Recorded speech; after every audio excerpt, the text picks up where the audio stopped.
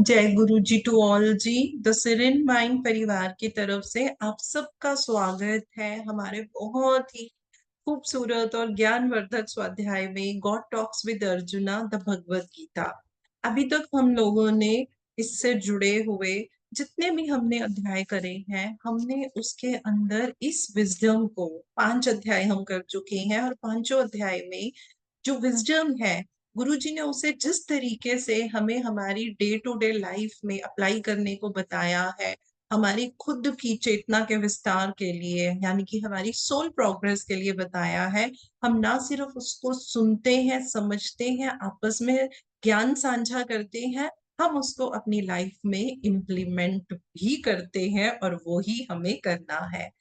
आज हम अपना नया अध्याय 6 स्टार्ट करने जा रहे हैं, और this is all about permanent shelter in spirit through yoga meditation. तो बहुत खूबसूरती से गुरुजी हमें बहुत बारीकियां सिखाएंगे कि किस तरीके से हम इस मेडिटेशन के द्वारा अस्थाई रूप से, स्पिरिट बोले तो परमात्मा कह लीजिए, सोर्स कह लीजिए, हम उनके शेल्टर में रह सकते हैं। तो सबसे पहले हम अपनी टीम के एक बहुत ही प्यारी सी हमारी पार्टिसिपेंट हमारे साथ है, माधुरी जादव जी। तो मैं उनको इनवाइट करती हूँ कि वो आए और श्लोक यहाँ पे रीड कर रहे। अनम्यूट कीजिए माधुरी जी आप अपने आप को।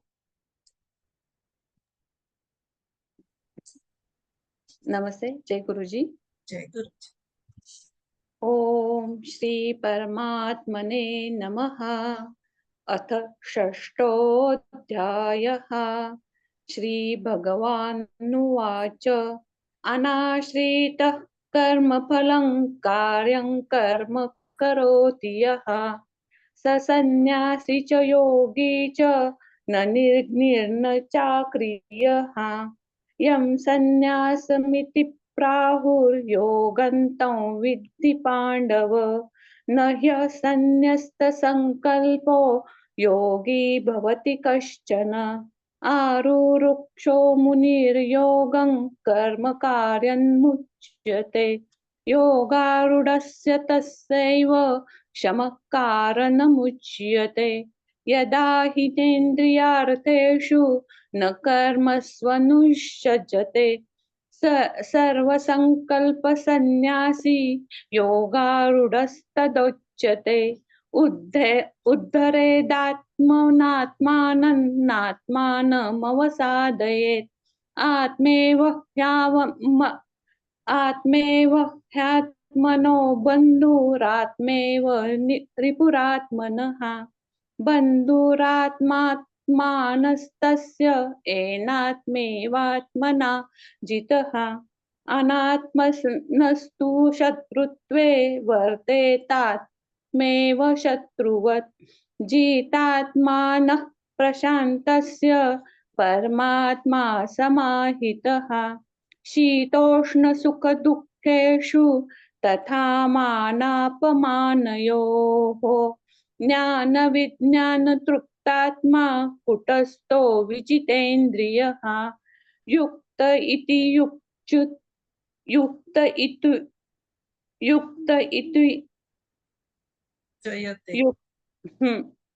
युक्त इत्युच्यते योगी समलोष्टाश्मकाञ्चनः सवृन्नमित्रायुदासीन् मध्यस्थद्वेषबन्धुषु साधुष्वपि च पापेषु समबुद्धिर्विशिष्यते योगी युञ्जित सततमात्मानं रहसि स्थितः एकाकी यतचित्तात्मा निराशीरपरिग्रहः। जय गुरु जी। वेरी नाइस माधुरी जी, आपने इतने मुश्किल श्लोक को इतने प्यार से और इतने इजीली पढ़ा है। और मैं एक चीज, पता नहीं आप पढ़ रहे थे, तो जो आत्मा जिस श्लोक को पढ़ती है, तो कहीं ना कहीं पता है उन श्लोकों में उसके लिए बड़ी लर्निंग होती है। और आपने बड़े अच्छे से पढ़ा है, और ये भी एक हमारी सोल ग्रोथ में हम इसको बड़ा पॉजिटिव मानते हैं। थैंक यू सो मच जी। तो थैंक यू। दोस्तों, बहुत प्यार से हमारे माधुरी जी ने हमारे को इतने मुश्किल श्लोक जो है वो पढ़ के सुनाए हैं। अब हम इन शब्दों का ना सिर्फ अर्थ समझते हैं, गुरु जी ने इसके ऊपर जो विजडम हमारे को दी है, हम वो आपस में समझते हैं और उसको जीवन में अपनाते हैं।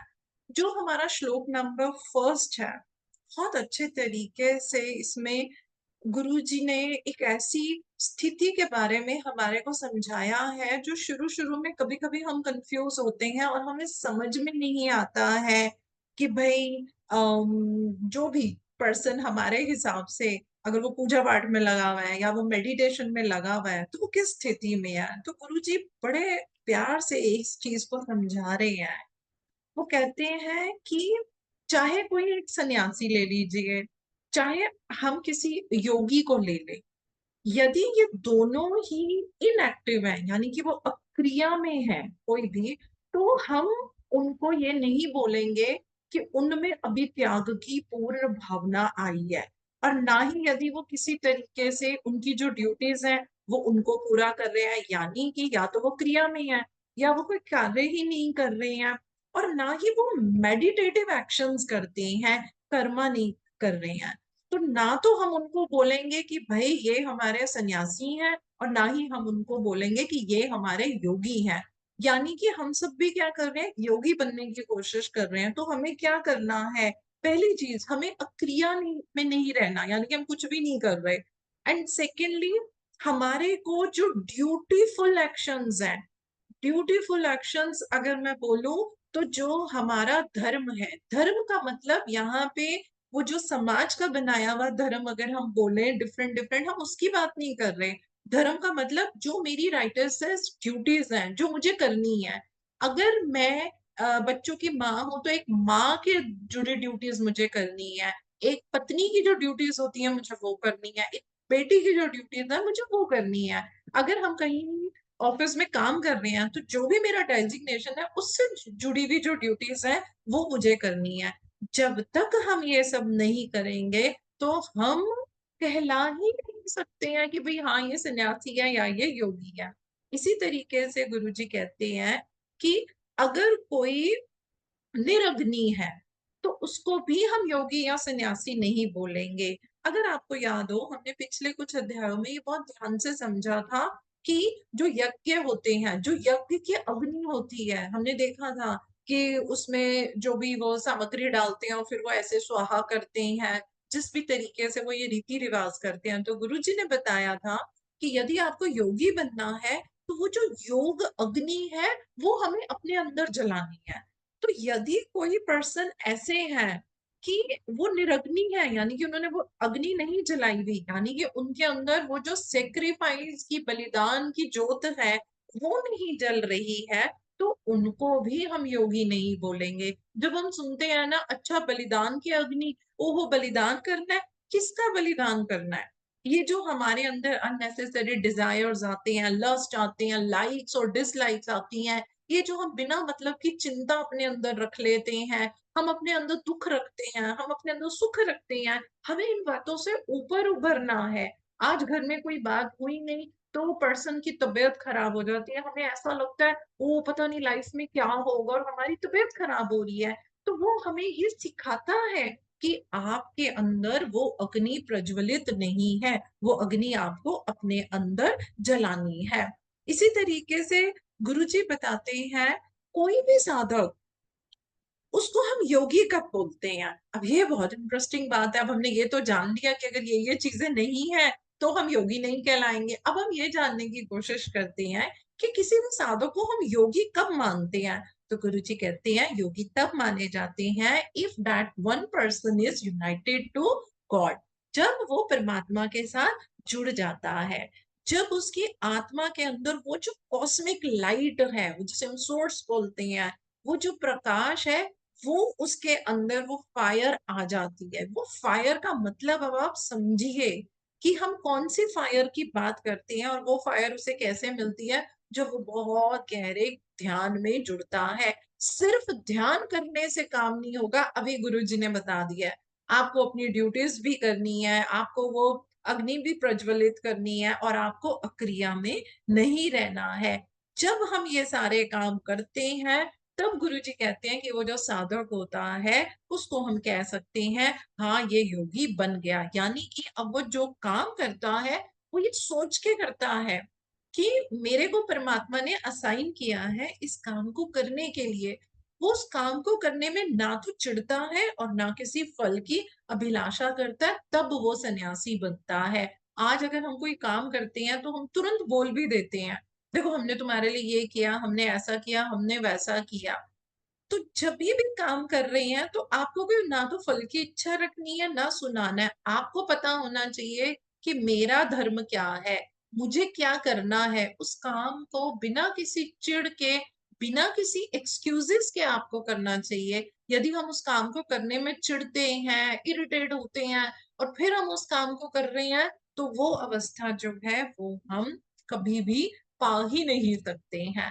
तो गुरु जी कहते हैं कि हमें क्या करना है, हमें एक बैलेंस क्रिएट करना है। किस बैलेंस क्रिएट करना है? ऑफ कोर्स हम क्या है, हम एक बहुत ही खूबसूरत ट्रायंगल है। किस चीज का? बॉडी, माइंड और सोल का।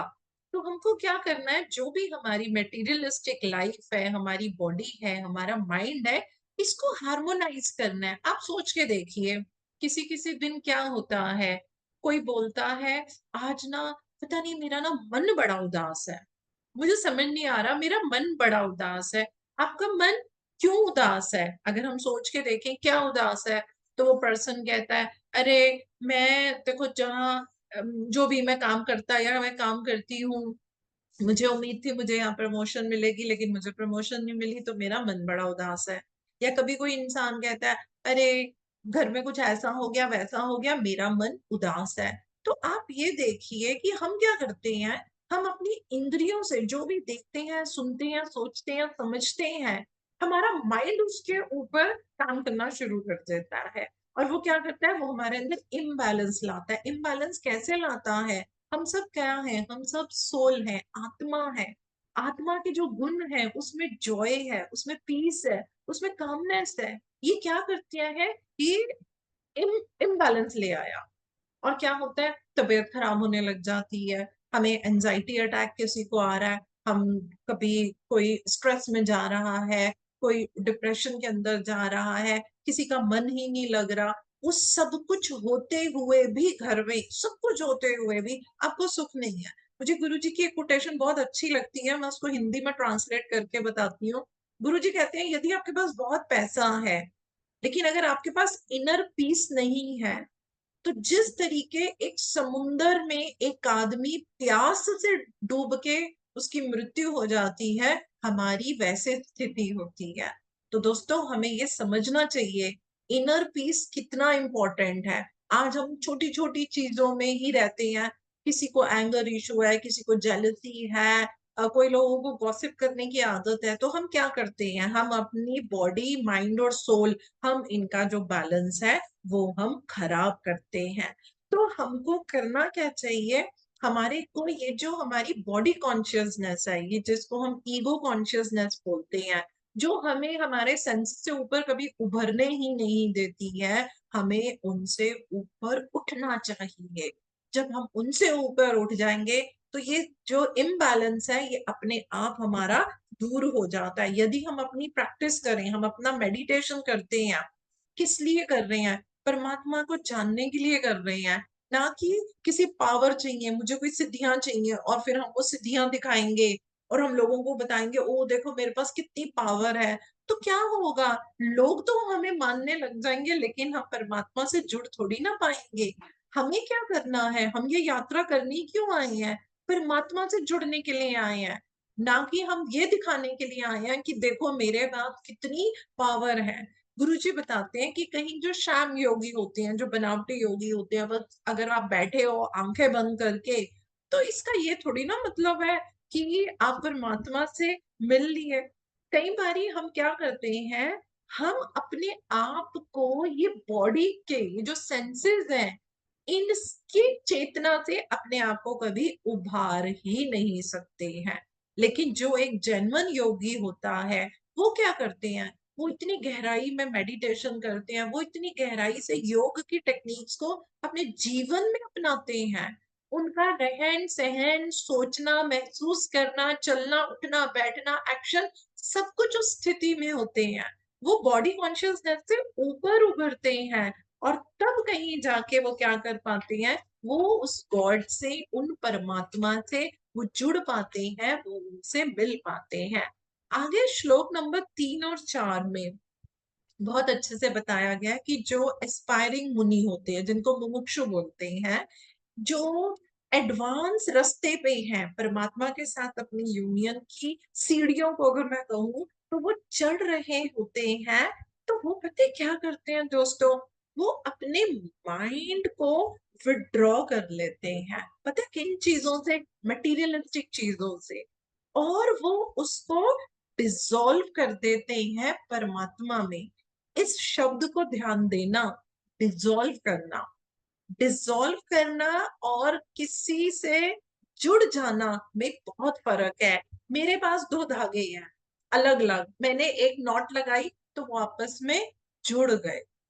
इन्हीं धागों को मैंने, जैसे धागों के अंदर पतले पतले धागे होते हैं, मैंने उनको खोल दिया और अब मैंने उनको मिला के दोबारा से ऐसे कर दिया, वो मिल गए, वो डिसॉल्व हो गए। जैसे कि पानी में चीनी को डिसॉल्व करते हैं, तो चीनी क्या होती है, चीनी और पानी में अब उनको अलग करना बड़ा मुश्किल है। तो आप समझिए, हमारे को अपनी आत्मा को परमात्मा के साथ डिसॉल्व करना है, हमें उस वननेस को, उस स्थिति को पाना है, और ऐसी स्थिति में जाना है कि जो हमारा यूनियन परमात्मा के साथ हो जाए, उसको फिर कोई शेक ना कर सके। It has to be unshakable, जिसको दोबारा से कोई जो है वो अलग ना कर सके। तो आगे बड़े अच्छे से गुरु जी बताते हैं कि हमें क्या चाहिए, हमें फ्रीडम चाहिए। योगी की स्थिति में जाने के लिए आपको फ्रीडम चाहिए। आज बच्चे बोलते हैं घर में, अरे हमको ये करना है, यहाँ जाना है, ये खाना है, पीना है, ऐसे कपड़े पहनने हैं, अरे हमें तुम्हारी फैमिली फ्रीडम ही नहीं देती है ना। हमारे लिए तो फ्रीडम की परिभाषा यही है। फ्रीडम क्या होती है, जितनी सेंसरी ऑब्जेक्ट्स होते हैं, जब हम अपने आप को वहां से मुक्त रख पाते हैं, जो भी हमारे सेल्फिश संकल्प होते हैं, जिसमें हमारा कोई डिजायर होता है, उनसे दूर कर पाते हैं। और जिस दिन आपको ये समझ में आ जाता है कि जो भी कुछ होता है, वो जो मुझे लगता है मैं किया, मैं तो कुछ हूं नहीं, वो परमात्मा कर रहा है, इन तीन भावों से हमें फ्रीडम चाहिए।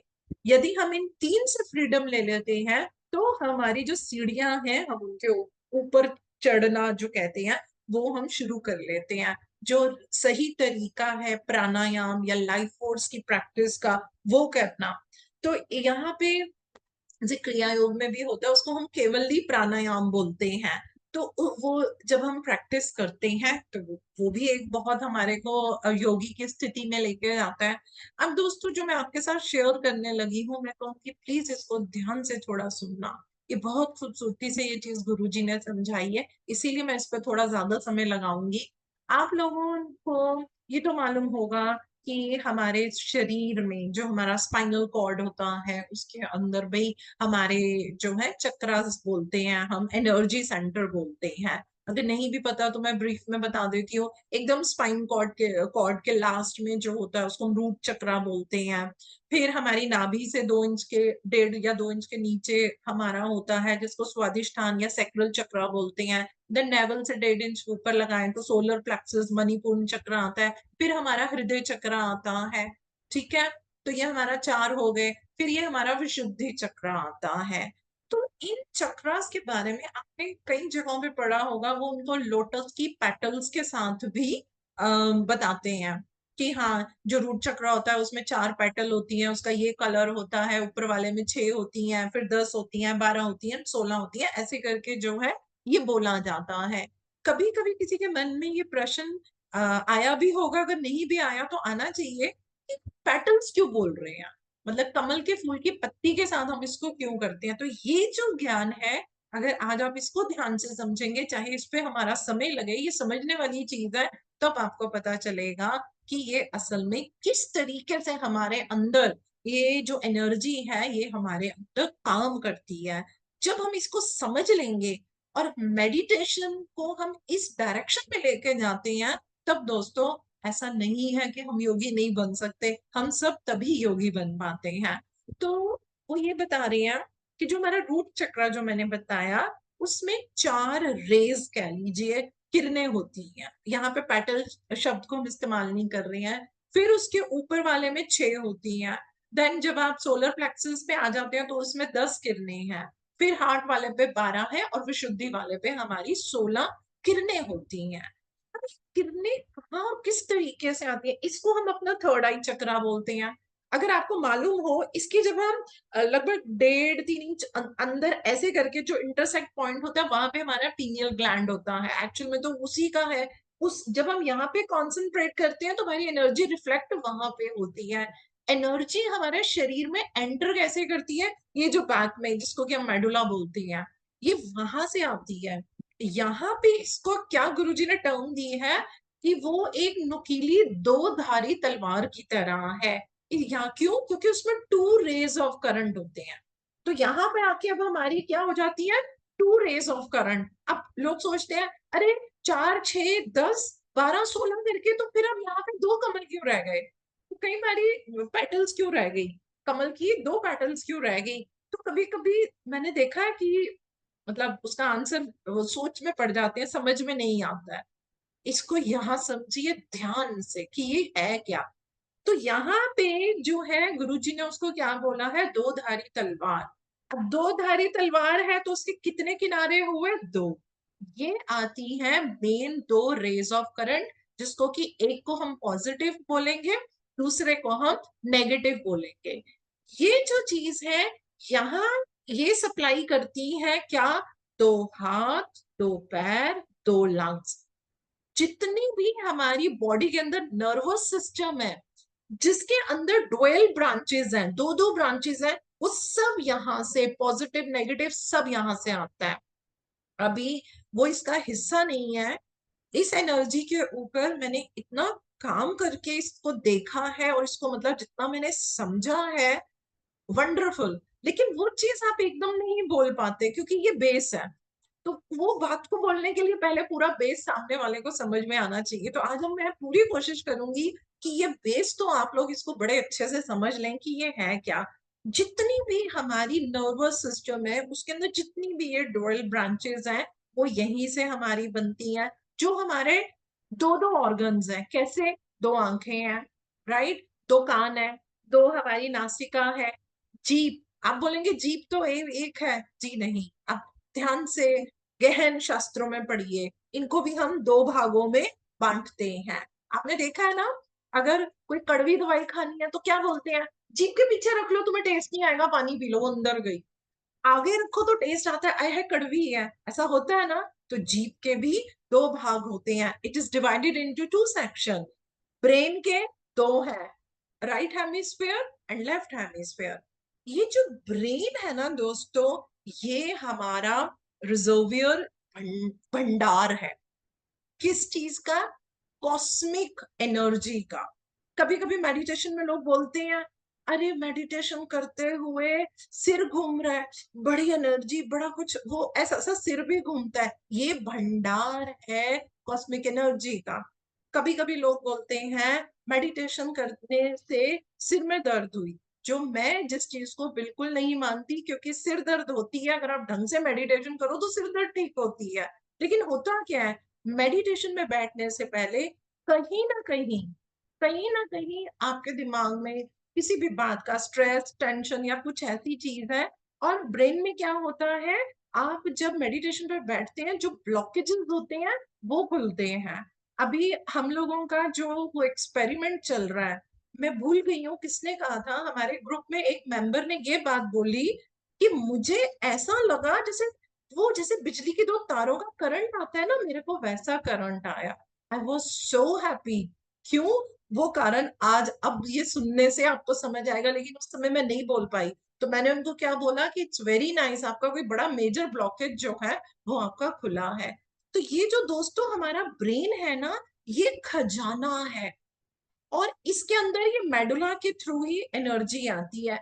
जैसे जैसे मेडिटेशन में आप बहुत गहरे जाएंगे, आप ईगो कॉन्शियसनेस से बाहर आएंगे। जैसे ही आप मेडिटेशन में बैठेंगे, आपकी सारी एनर्जी मेडुला से ही आपके अंदर जो है वो आती है। जो मेडुला है, इसको हमारे शास्त्रों ने क्या बोला है? The mouth of God. Door, ये वो द्वार है जहां से ये जो एनर्जी है ये हमारे अंदर आती है। यहां से ये पास होते हुए हमारे ही ब्रेन में जो सेरिब्रम होता है, ये वहां पे स्टोर हो जाती है, ये वहां पे एकत्रित हो जाती है। तो ब्रेन क्या है? ये सबसे बड़ा एक भंडार है इस एनर्जी का। और यहां से फिर ये एनर्जी जो है, जो हमारे बाकी के, अभी देखो यहाँ पे एनर्जी आई तो 1 2, और नीचे के मतलब एनर्जी यहाँ से आके यहाँ पे आएगी, यहाँ आएगी दिस, और फिर ये हमारे सारे एनर्जी सेंटर में जाती है। तो जो हमारा ये मेडुला है, इसमें भी क्या है? 2 करंट है, एक पॉजिटिव है और नेगेटिव है। ये पूरी बॉडी को इस ऊर्जा को सप्लाई करता है। अब आपको समझ में आ गया, जितने भी हमारे डोल ऑर्गन्स हैं, जो दो दो हैं, ये उनको देता है। उन ऑर्गन्स को क्या कर दिया जाता है? कंडेंस कर दिया जाता है। कौन करता है? लाइफ फोर्स करता है। किसमें है? इलेक्ट्रॉन है, प्रोटॉन है, एटम्स है। अब देखिए यहाँ पे एक चीज, जो लोग हमारे विजडम से, गुरुजी की विजडम से जुड़े हुए हैं, तो उनको मालूम है। हम लोगों को यहाँ से कहानी पता चलती है कि शरीर का निर्माण कैसे हुआ। एटम्स होते हैं, मॉलिक्यूल्स होते हैं, केमिकल्स होते हैं, सेल्स होते हैं, टिश्यूज बन रहे हैं, पार्ट्स बन रहे हैं, सिस्टम बना और शरीर बन गया। तो हम एटम से, सेल से शुरू किए, तो एटम्स के नीचे क्या आते हैं? तो हाँ, हम कहते हैं इलेक्ट्रॉन्स हैं, प्रोटॉन्स हैं, ये आते हैं। उसके भी नीचे क्या है? तो वो गुरुजी ने बताया हुआ है, गुरुजी ने उसको नाम दिया हुआ है लाइफ्ट्रॉन्स। लाइफ्ट्रॉन से भी गहरा क्या है? वो है थॉटट्रॉन्स। तो ये साइकिल कहां से बना? थॉटट्रॉन्स, लाइफ्ट्रॉन्स, फिर इलेक्ट्रॉन्स, प्रोटॉन्स, जो साइंस में हम समझते हैं, और फिर आगे पूरे हमारे शरीर की रचना आ जाती है। जो थॉटट्रॉन्स होते हैं, ये आपकी वाइब्रेशंस हैं।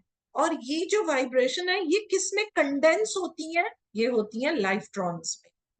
फिर जो लाइफ्ट्रॉन्स है वो किस में कंडेंस होंगे? इलेक्ट्रॉन्स में एंड प्रोटॉन्स में। और फिर एटम्स, और फिर ऊपर की पूरी कहानी, कैसे सेल बना, कैसे शरीर बना, वो मैंने आपको बता ही दिया है।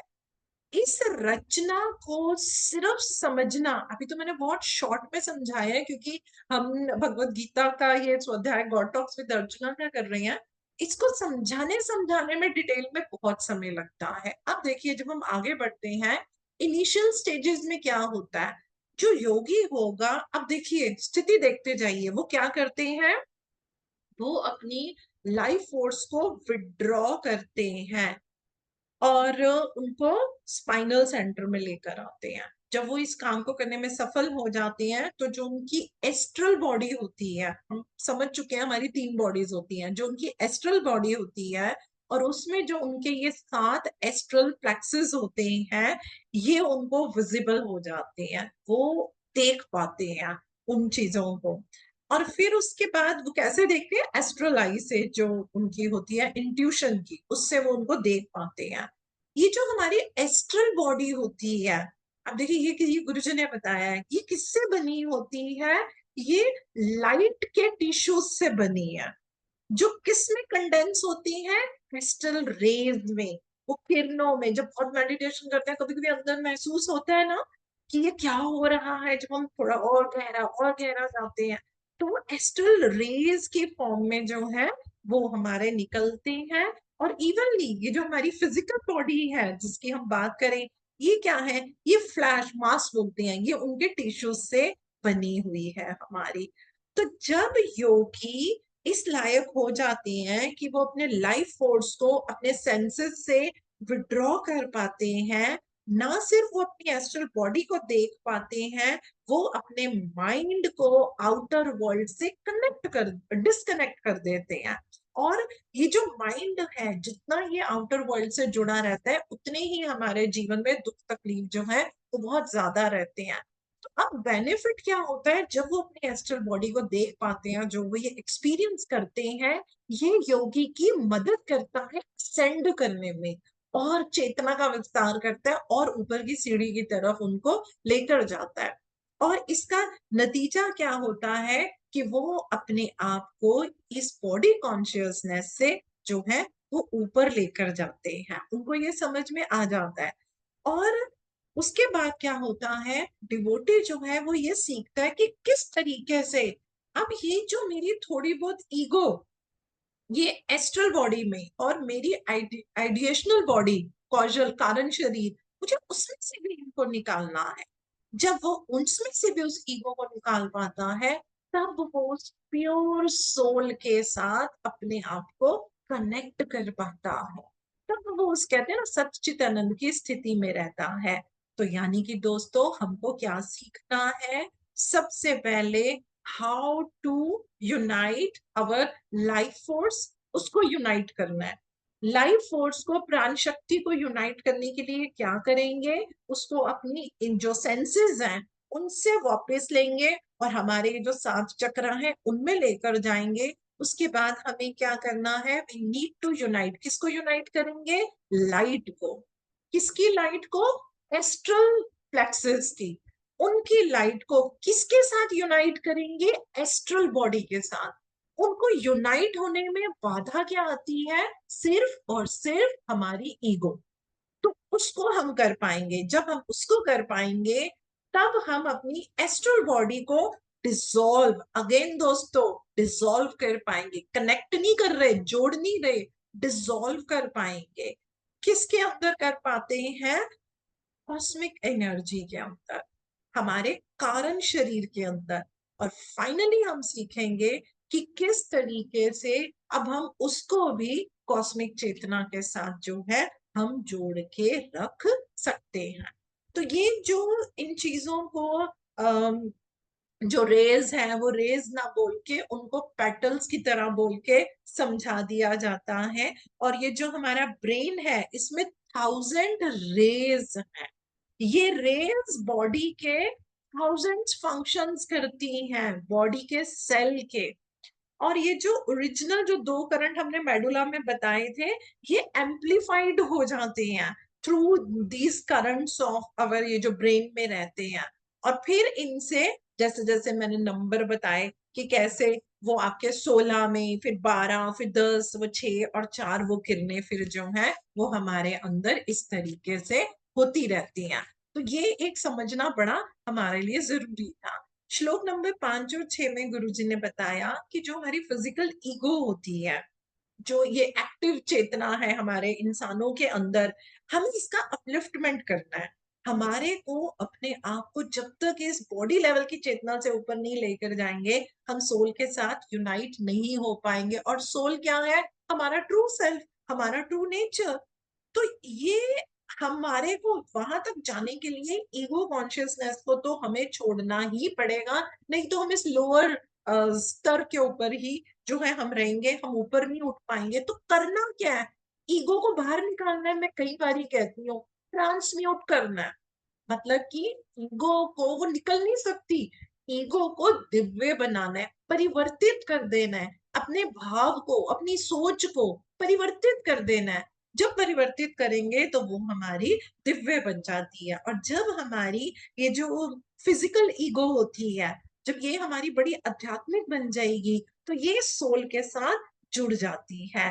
अब क्या होगा, ये क्या करेगी, ये जो हमारा इंटेलिजेंस, माइंड और सेंसेस हैं, ये उनको कंट्रोल में रखेगी। और फिर क्या होगा, जो हमारे अंदर लोअर ईगो है, जो सेंसेस के ऊपर देखती है, सोचती है, समझती है और 100 तरह की अपने लिए बाधाएं डाल देती है, हम अपने आप को उनसे बहुत जो है दूर रख पाएंगे।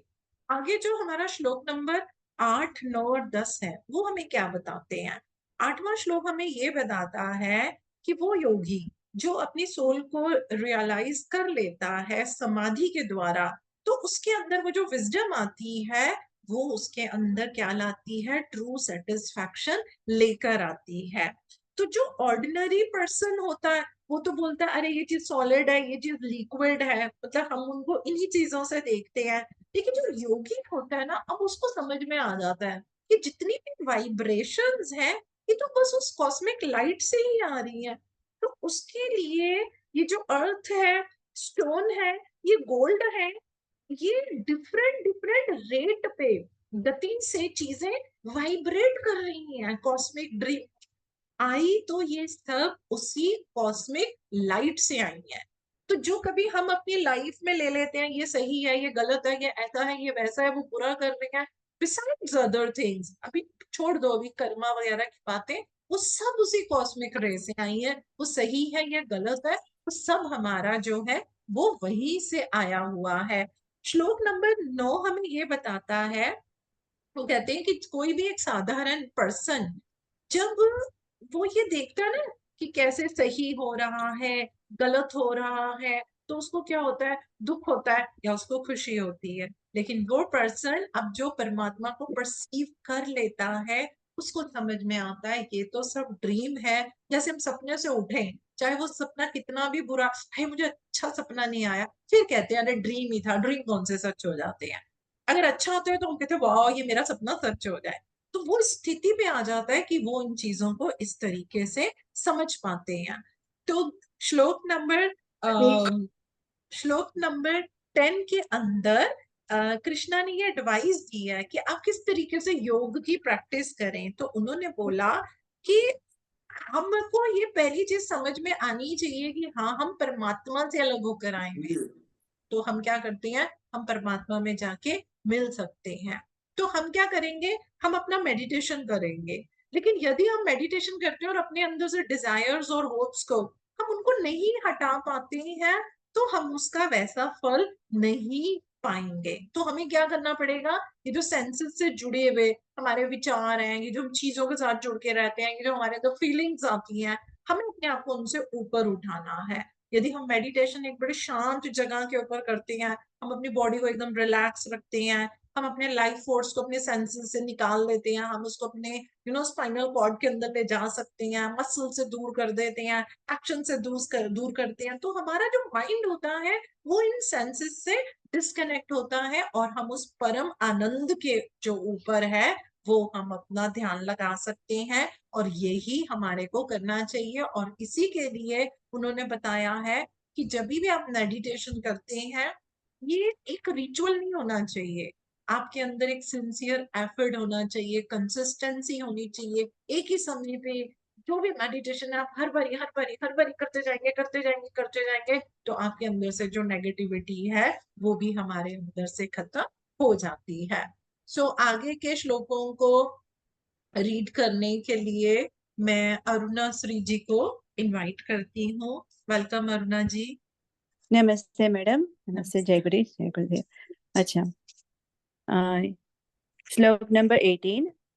यथा विनियतं चित्तमात्मन्येवावतिष्ठते निःस्पृहः सर्वकामेभ्यो युक्त इत्युच्यते तथा।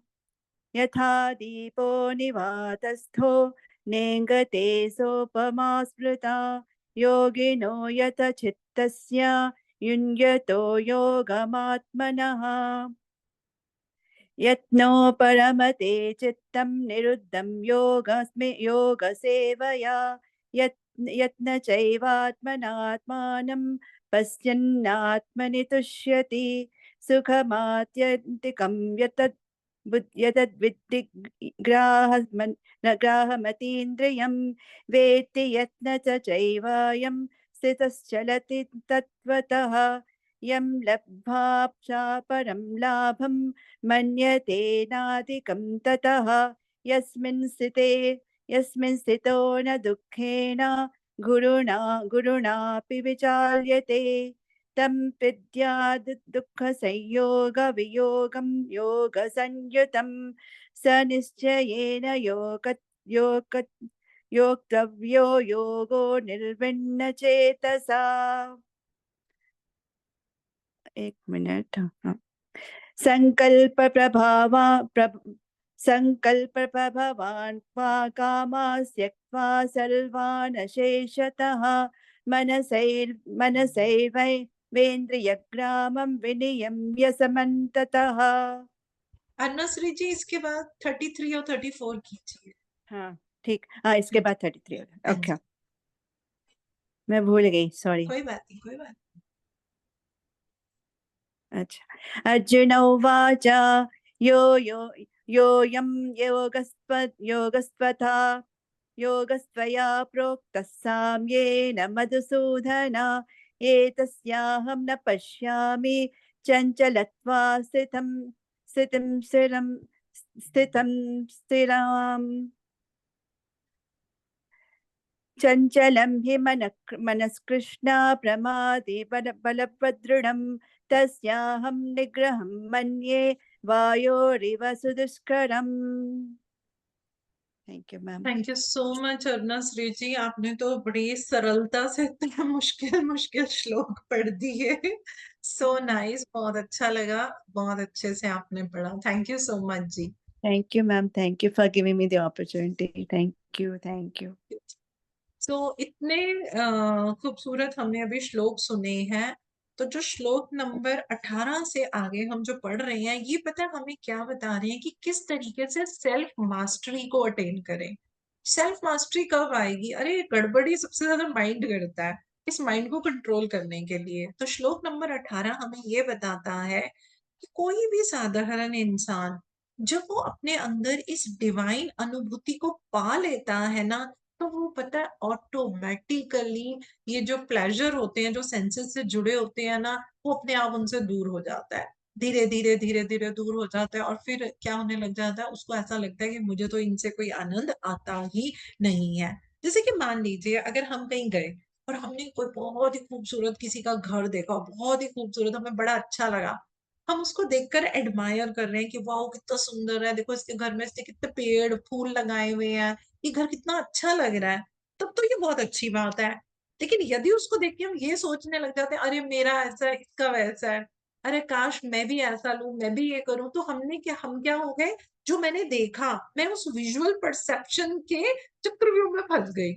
और वो चक्रव्यूह मुझे क्या करेगा, वो मेरे अंदर डिजायर रखेगा, वो मेरे अंदर नॉन सेटिस्फेक्शन जो है वो भर देगा। ऐसा होता है ना, आपका बच्चा आपके आगे रिपोर्ट कार्ड रखता है, उसके 86% नंबर आए हैं, अच्छा लगा, लेकिन जैसे ही फोन आया और पता चला उसके दोस्तों के 96 आया, सारी खुशी खत्म हो जाती है हमारी, है ना? क्यों? क्योंकि हमें लगता है अरे यार इसके उससे कम क्यों आए हैं। तो ये क्या होता है, हम विजुअल मतलब हम इंद्रियों की परसेप्शन से जुड़े रहते हैं। तो हमें अपने आप को वो बता रहे हैं कि इससे आपको अपने आप को दूर रखना चाहिए। आपके अंदर वो चित्तावृत्ति नहीं आनी चाहिए, वो फीलिंग ही नहीं आनी चाहिए। सिर्फ आपने उसको देखा, आपने उसको एडमायर किया, यस ये बहुत, और धीरे धीरे तो वो डिफरेंस ही नहीं रहता। आपको झोंपड़ी दिख रही है, आपको महल दिख रहा है, आपको कोई फर्क ही नहीं पड़ता। कुछ हम अच्छा बुरा उसमें कर ही नहीं पाते हैं। इसी चीज को आगे जो है श्लोक नंबर 19 के अंदर बताया गया है कि देखो यदि आप कैंडल को जलाते हो तो उसकी फ्लेम जो है वो मेरी अच्छे से जलती रहे, तो हम क्या कोशिश करेंगे, कुछ हवा मत लगे। हवा आती है तो हम ऐसे हाथ रख लेते हैं कि नहीं नहीं हवा आएगी तो ये कैंडल जो है ये मेरी बुझ जाएगी। इसी तरीके से जब एक योगी के अंदर मेडिटेशन से जो भी स्थिति उत्पन्न होती है, जो परसेप्शन उत्पन्न होती है, उसको उसको हमेशा स्थिर रखना चाहिए। जैसे कि हम कैंडल की फ्लेम को बचाते हैं कि ये जले, ये बुझ मत जाए, वैसे ही करना चाहिए। यानी कि we need to guard the flame of peace. वो जो पीस मेरे को एक बार ही मिला, उसको मुझे गार्ड करना है, ताकि वो जो है वो मेरा बुझे नहीं, नहीं तो क्या होगा, मैं उस स्थिति पे नहीं जा पाऊंगी। श्लोक नंबर जो हमारे 20 से 23 है, उसके अंदर 4 बड़ी अच्छी स्टेजेस के बारे में जो है वो बताया गया है। बहुत अच्छी स्टेजेस हैं, मतलब समझने में मुझे बड़ी अच्छी लगती हैं। तो पहली स्थिति वो ये बताते हैं कि जैसे हम कहते हैं ना, ओ मुझे बड़ा आनंद मिल रहा है, तो वो बोलते हैं आनंद की भी स्थिति है। पहली स्थिति में क्या होता है कि ये जो हमारी बॉडी से जुड़ी हुई जो ईगो होती है ना, ये हमारे ट्रू सेल्फ यानी कि हमारी आत्मा से मिलती है। तो हम थोड़ा सा टेस्ट मिलता है, hey, आज पता है मैंने मेडिटेशन किया, मुझे बड़ा अच्छा, आज मेरा दिन बड़ा अच्छा है, ऐसा होता है ना। लेकिन वही 2 घंटे बाद किसी का फोन आ गया, किसी ने कुछ बोल दिया, तो बस अब दिन खराब हो गया। तो वो हम पहली स्थिति में होते हैं, ठीक है। तो जो हमारी सोल होती है ना, मतलब अभी उसको थोड़ा थोड़ा ये अनुभव आता है। फिर जब हम आगे चलते हैं तो अब क्या होने लग जाता है कि जो योगी होता है ना, वो कंप्लीटली उस फीलिंग में ही रहता है, उस आनंद की फीलिंग में ही वो रहता है। उसकी अटेंशन, उसकी फीलिंग्स और उसका जो आप कहते हैं ना कि जो उसकी दिनचर्या होती है, वो काम तो सब करता है, लेकिन वो सेंसेस से, इंद्रियों से जुड़ी हुई चीजों को आइडेंटिफाई नहीं कर पाता। वो उसके अंदर जो गहरी, बहुत सूक्ष्म जो सुख कह लीजिए, जैसे कि देखिए हम सबको खाना खिलाते हैं तो बड़ा अच्छा लगता है।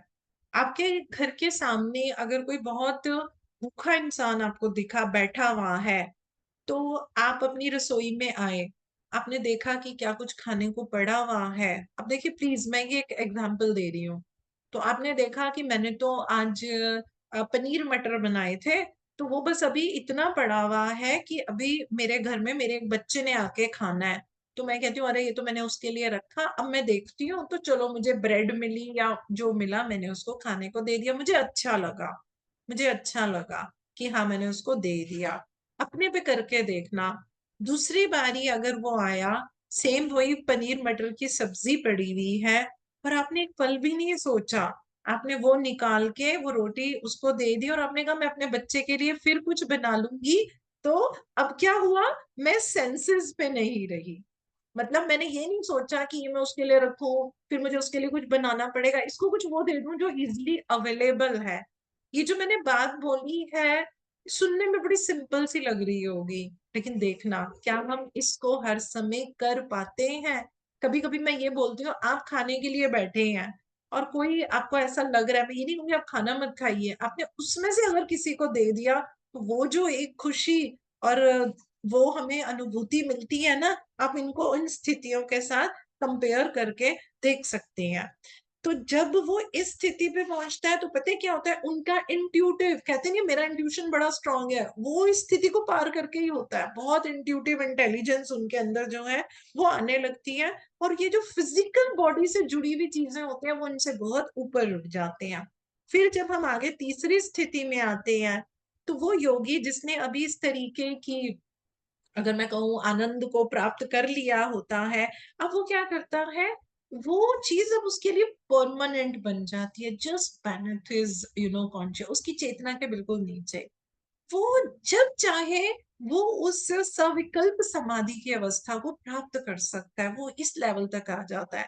और इसके आगे की जो हमारी फोर्थ स्थिति होती है, उसमें क्या होता है, वो उस कॉस्मिक ब्लिस के अंदर एब्जॉर्ब हो जाता है, मेडिटेटिव स्टेट ऑफ समाधि। हर समय वो पर्सन उसी में है, वो पता चल जाता है अरे ये वो बंदा हर समय उसमें है, उसको ना प्लेजर है ना कोई दुख है ना कुछ है। मतलब वो बॉडी के दुख से जुड़ के नहीं रहेगा, वो आत्मा के आनंद के साथ जो है वो ज्यादा जुड़ के रहेगा। इसके लिए एक बड़ा खूबसूरत एग्जाम्पल हम देते हैं। मान लीजिए एक ना पेंटिंग थी, उस पेंटिंग में ना फूल और पत्तियां बनी हुई थी। तो वो पत्तियां तो देखने से सभी को पता है हरे रंग की बनी हुई थी, तो जो भी देखता है वो कहता है वाह भाई कितना अच्छे हरे रंग की पत्तियां बनी हुई हैं। लेकिन वो जो उसको बनाने वाला जो चित्रकार था, उसने पीला और नीला रंग मिला के वो हरा रंग बनाया था, है ना। अब वो हरा रंग कितना सुंदर बना, वो डिपेंड करता है कि उस चित्रकार ने कितनी क्वांटिटी येलो की ली और कितनी क्वांटिटी जो है वो उसने ब्लू की ली। यही चीज हमें करनी है, ये जो हमारी यूनियन है ना, ये हमें करनी है। वो जो मिलन है, वो कलर्स का जो प्रोपोर्शन है, वो जितना सही होगा उतना खूबसूरत ग्रीन कलर लगेगा, है ना। तो सेम चीज जो है वो हमारे को करनी है। जो श्लोक नंबर 33 और 34 है, उसके अंदर ये बताया गया है, बहुत प्यार से उन्होंने ये चीज समझाई है कि जब कोई एक नया योगी होता है, उसने उस वो योग करता है और उसको उस आनंद की मतलब उसको सुकून मिलता है, शुरू में उसको पीस मिलता है। लेकिन फिर क्या होता है, वही बात, थोड़ी रेस्टलेस थॉट्स आ गई, किसी की कॉल आ गई, किसी ने कुछ कह दिया, तो उससे क्या होता है कि जो उसको वो सुख मिला था, वो थोड़े समय के बाद जो है वो चला जाता है, वो ऊपर ऊपर आता है। लेकिन वो सुख जो हम सबकी चेतना के अंदर छुपा हुआ है, हमें वहां तक जाना है। तो हमें वहां से कौन दूर कर रहा है, अरे वो तो मेरे ही अंदर है। दूर कौन कर रहा है, दूर करती है मेरी ईगो, दूर करते हैं मेरे पिछले जन्मों के कर्म, वो मेरे को जुड़ने नहीं देते हैं। अब देखो कितनी डिफिकल्ट चीज है, सब मेरे अंदर है, अच्छा भी मेरे में है, मैल भी, उस मैल को निकालना है और उन चेतनाओं को जैसे वो रंग मिलाया इतनी खूबसूरती से मिला देना है कि खिल के वो जो है कलर जो है वो हमारे सामने आएगा। तो वो बोलते हैं कि जब हम नया योगी होता है तो इस तरीके से उनकी तरह इवनली आप देखिए, अगर हम अर्जुन की बात करें, वो कितने आइडल डिवोटी थे, है ना, लेकिन तब भी उनको कई बातों को समझने में उनके दिमाग में क्या था, कितना मतलब डिसहार्मनी हम बोल देंगे, वो कितना संकोच कर रहे थे कि अरे मैं उनसे कैसे लड़ूंगा, मैं कैसे करूंगा, है ना। तो देखिए कि हमें अभी कितना सीखना बाकी है। अब जो योगी होते हैं जब उनको मेडिटेशन में वो स्थिति मिलती है ना, then they become very watchful. मैं मटेरियलिस्टिक चीजों से तो नहीं जुड़ रहा, मैं बहुत ज्यादा संसारिक चीजों को मतलब इस पॉइंट ऑफ व्यू से नहीं देखता। अब देखिए हमने संसार में रहना है तो हमें संसारिक चीजें भी चाहिए, लेकिन यदि हम हर समय उन्हीं के बारे में सोचते रहेंगे तो देखिए ये हम इम्बैलेंस डाल देते हैं। क्या करता है अपने अंदर ये अननेसेसरी रेस्टलेसनेस नहीं डालता, किसी ने मुझे क्या कहा, क्या बोला, क्या किया, क्या नहीं किया, ठीक है भाई उसने बोल दिया, कोई बात नहीं। तो अर्जुन ने भी बड़ी अच्छी चीज बोली थी, उन्होंने पता है क्या बोला, कहते कि जो माइंड है ना ये विंड की तरह है, वो हवा नहीं, उन्होंने कौन सी बोली, शरीर के अंदर, तो शरीर में हवा क्या है, हमारी सांसें। अब देखना जब गुस्सा आता है तो हमारी सांसें कैसी हो जाती हैं, है ना, करके, और जब हम अपना शांत होते हैं तब सांसें कैसी होती हैं। तो देखो जब हवा जरूरत से ज्यादा बहती है तो वो आंधी बन जाती है ना। तो सेम चीज उन्होंने यहाँ पे हमारे को बताई है। तो अब हमारे नेक्स्ट वक्ता कौन है, प्लीज वो आए। वीना जी आइए, मोस्ट वेलकम। अनम्यूट करें, जय गुरु जी, अनम्यूट करें। जय गुरु जी। जय आत्मानंद गुरु माँ और पूरा गुरु मंडल और पूरा सोल फैमिली सबको ग्रेटिट्यूड ग्रेटिट्यूड ग्रेटिट्यूड, और ये अपॉर्चुनिटी देने के लिए भी आप सबका ग्रेटिट्यूड। श्री भगवानुवाच असंशयं महाबाहो मनो दुर्निग्रहं चलम् अभ्यासेन तु कौन्तेय वैराग्येण च गृह्यते। श्लोक 36वां। असंयतात्मना योग दुष्प्राप इति मे मतिः वश्यात्मना तु जतता शक्यो वापतुमुपायतः। श्लोक 37वां। अर्जुन उवाच अयति श्रद्धयोपेतो योगचलितमानसः अप्राप्य योगसंसिद्धि कां गति कृष्ण गच्छति।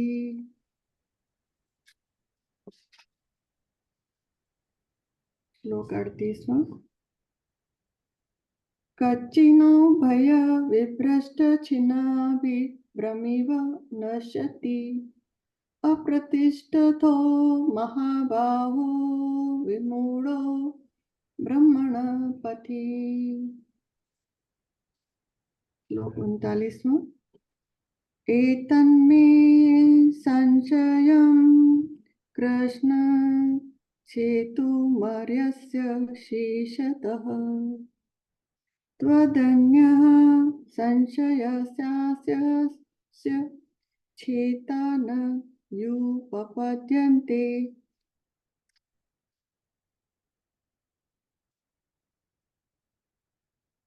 श्लोक 41वां। प्राप्य पुण्यकृतां लोकानुषित्वा शाश्वतीः समः शुचिना श्रीमता गेहे योगभ्रष्टोऽभिजायते।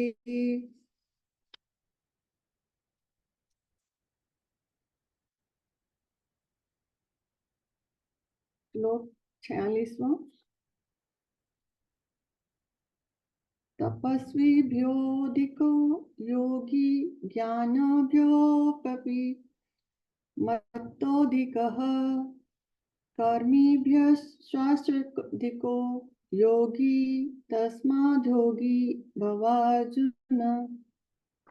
श्लोक 47वां। योगिनामपि सर्वेषां मद्गतेनान्तरात्मना श्रद्धावान् भजते यो मां समे युक्तमो मतः। जय गुरु जी ma'am. Very nice Meena ji. बहुत आज के मुझे इस अध्याय के श्लोक बोलने में बहुत मुश्किल लग रहे हैं मतलब, लेकिन आप लोगों ने बहुत अच्छे से सबको पढ़ा है। Thank you so much. तो अब इन श्लोकों के साथ हमारा ये अध्याय भी खत्म है आज। तो अब बड़ी खूबसूरत एक प्रैक्टिकल चीज है जो बड़ी सिंपल है। We need to be very mindful, उसको हमें समझना चाहिए, उस पर काम करना चाहिए। श्लोक नंबर 35 से 36 के अंदर हमें ये बताया गया है एक योगी को सीखना क्या चाहिए। बहुत सिंपल वे में हम समझेंगे। हम सब योगी हैं, हम सब योगी ही बन रहे हैं। कोई आगे है कोई पीछे, हमें योगी ही बनना है। तो योगी को ये पता होना चाहिए कि उसके अंदर हमेशा टग वॉर चलेगी। वो होती है खींचातानी की वॉर चलेगी। वो किसके बीच में चलेगी? उसकी सोल परसेप्शन और उसकी सेंस परसेप्शन के बीच में चलेगी। शुरू शुरू में क्या होता है, कोई भी साधक जब इस अवेयरनेस में आता है और उसको समझ में आ जाता है कि ये मेरी सेंसेस हैं, अरे मुझे उनसे दूर रहना, तो वो कुछ समय ही उनसे दूर रहना पड़ता है। लेकिन वो जैसे कहते हैं ना कि लंबे समय तक अपने आपको परमानेंटली उस स्थिति के अंदर रखना, वो थोड़ा सा उसमें उसको शुरू में समय लगता है।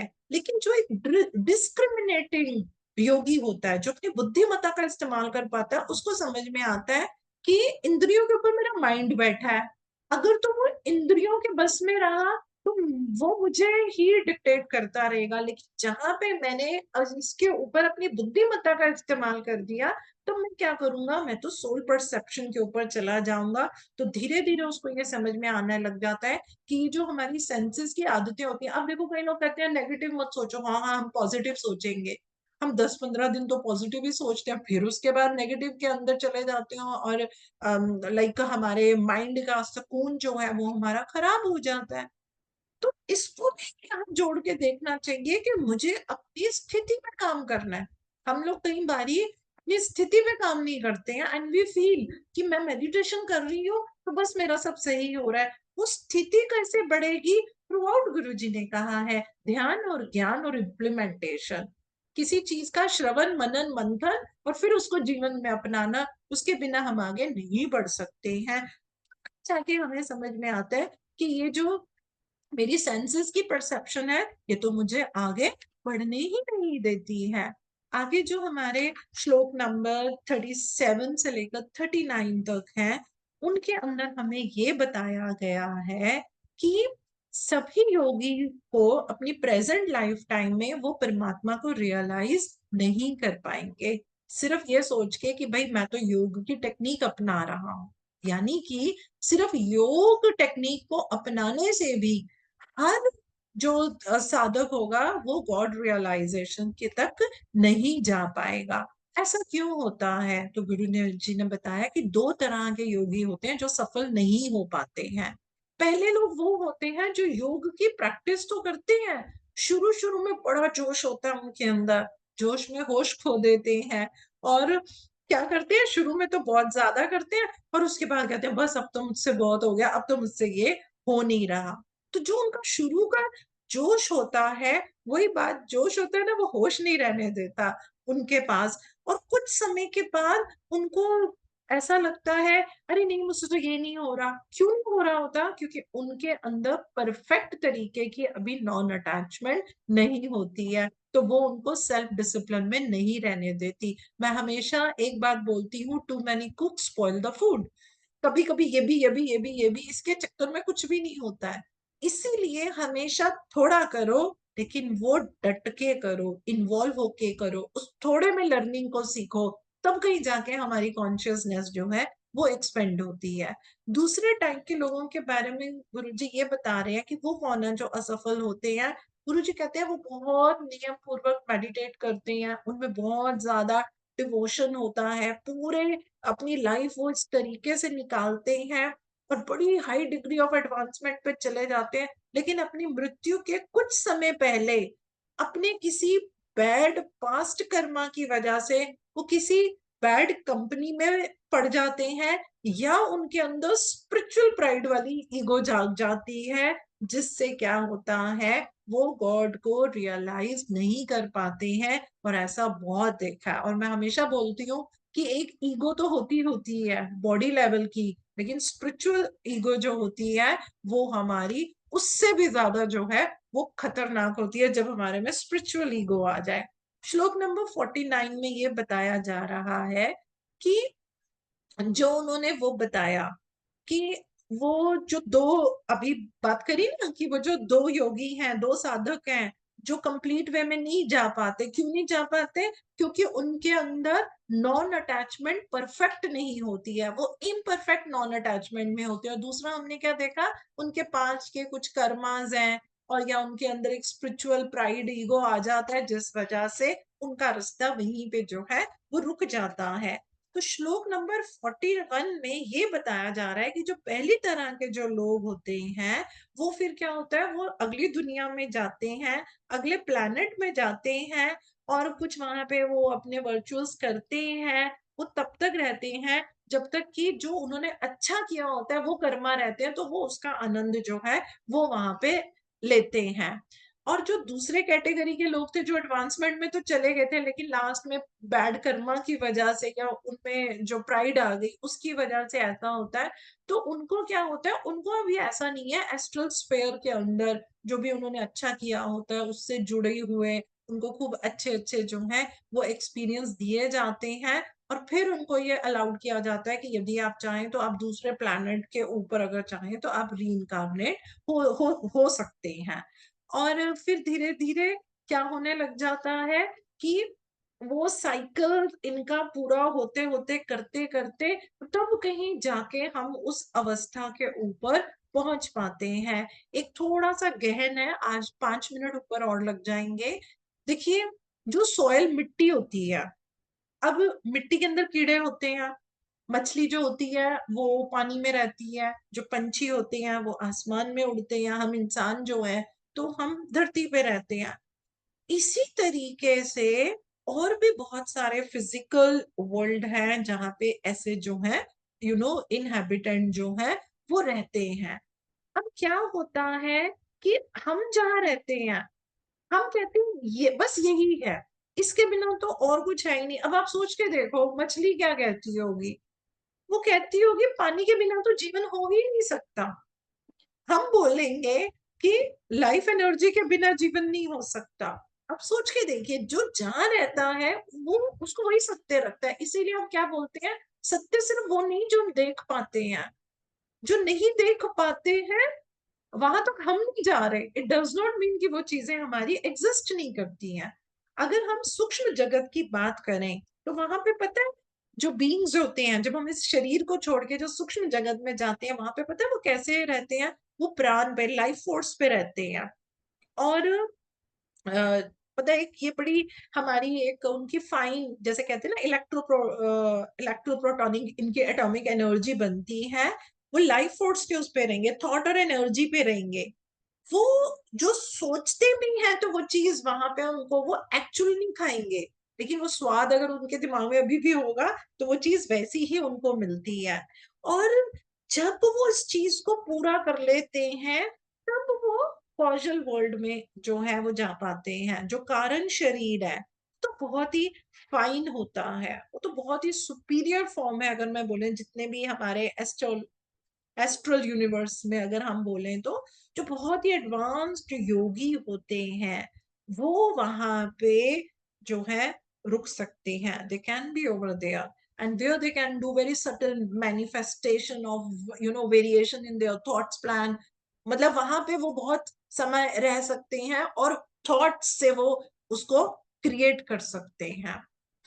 ये सच में ये है, इसकी अनुभूति आप में से बहुत लोगों को होगी, सुना होगा, समझा होगा, ये सब होता है। और कुछ जो फॉलन योगीज होते हैं जो काफी एडवांस रहे और उसके बाद वो किसी भी कारण से, पहले या दूसरे कारण की वजह से वो उस रास्ते को जो है वो पूरा नहीं कर पाते हैं, तो जब उनकी मृत्यु होती है उनमें बड़ा डिसकंटेनमेंट होता है। अरे मैंने थोड़ी सी गलती की वजह से, मैंने एक प्राइड की वजह से मैंने अपना सब कुछ खराब कर दिया, है ना। तो फिर ये उनके अंदर उस भाव से उनकी मृत्यु होती है, तो उसको पाने के लिए जो है वो फिर धरती के ऊपर आते हैं। तो दोस्तों आप समझो ये शरीर कितना इम्पोर्टेंट है, ये बॉडी माइंड सोल का संगम कितना खूबसूरत है।